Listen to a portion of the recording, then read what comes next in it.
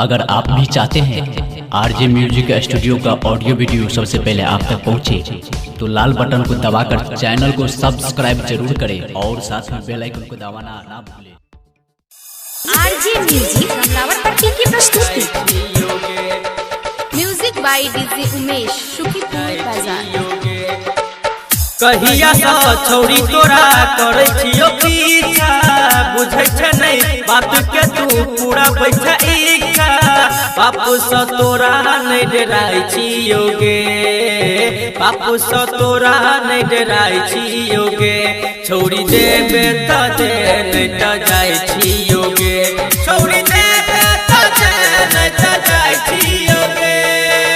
कहिया सा छौरी तोरा करे छियो पीछा, बुझै छ नहीं बात के तू पूरा बैठा इच्छा।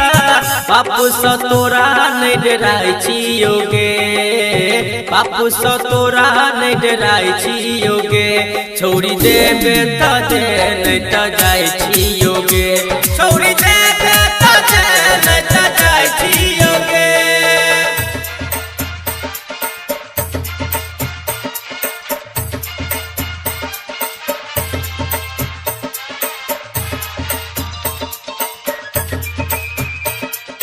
Music by DJ Umesh, Sukhipur बाजार।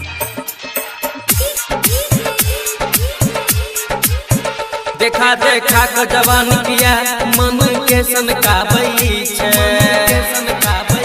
किया चढ़ल जवानी में तू हमरा आइक लगाबई छे, आइक लगाबई छे। टाइम दादा तो गई छौरी न कहियो टाइम पाबई छे, टाइम पाबई छे। जाने छियो हम तोहर सब खेला बेला, नाच देबो कहियो जे मिलबे अकेला। भाई सा तोरा नहीं डराई छियो गे, भाई सा तोरा नहीं डराई छियो गे। छौरी देबे त दे नहीं त जाय छियो गे, छौरी देबे त दे नहीं त जाय छियो गे।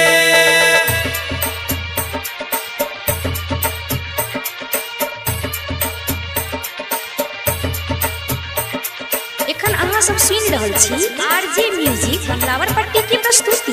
Music by DJ Umesh, Sukhipur बाजार।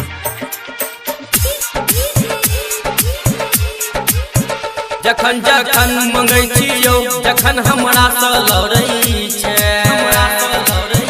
छोट मोटो बात के तू बड़ी के आइन धरै छै। केहन केहन फोन पर गई छौरी बात कहै छै, बात कहै छै। राइटर संतोष तोरा न छोड़तो, गायक कृष्णा मुँह न मोड़तो।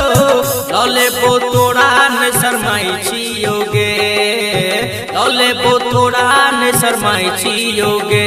छोड़ी देबे त दे नहीं त जाय छियो गे, छोड़ी देबे त दे नहीं त जाय छियो गे। कहिया सा छौरी तोरा करे छियो पीछा, बुझै छ नहीं बात के तू पूरा बैठा इच्छा।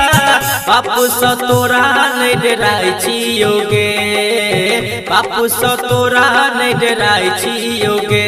छौरी देबे त दे नहीं त जाय छियो गे,